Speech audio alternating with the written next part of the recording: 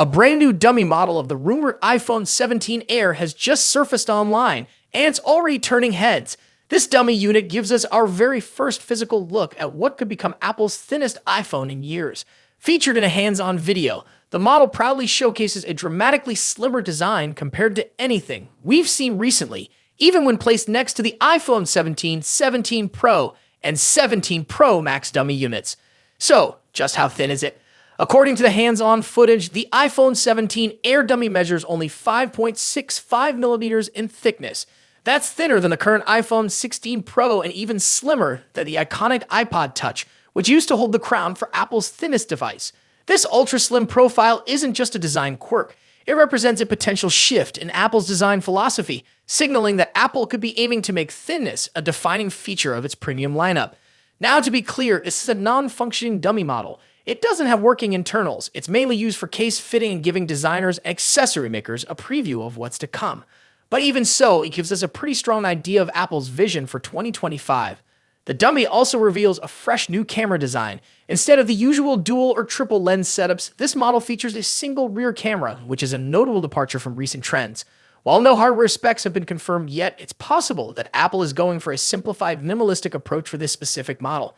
That said, the iPhone 17 Air is expected to launch alongside the full iPhone 17 lineup, including a standard iPhone 17, a 17 Plus, and a Pro Max variant, all of which may also see camera layout redesigns. What's interesting is that this isn't the first time Apple has experimented with ultra-thin designs. Back in the days of the iPhone 6, Apple tried to push the limits of slimness, and even more recently, the iPad Pro line has followed a similar path.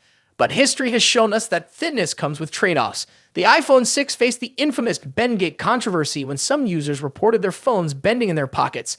That kind of problem is exactly what Apple will need to avoid this time around, especially if they're going even thinner. When it comes to public opinion, ultra-thin smartphones tend to spark mixed reactions.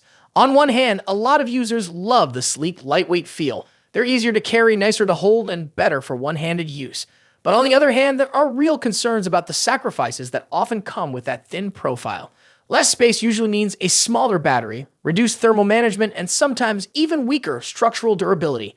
And in a world where foldables, camera-centric phones, and powerful flagship models are getting bigger and more complex, Apple's rumored pivot to an ultra-slim, straightforward iPhone might seem a bit risky, but it could also be a bold and strategic move.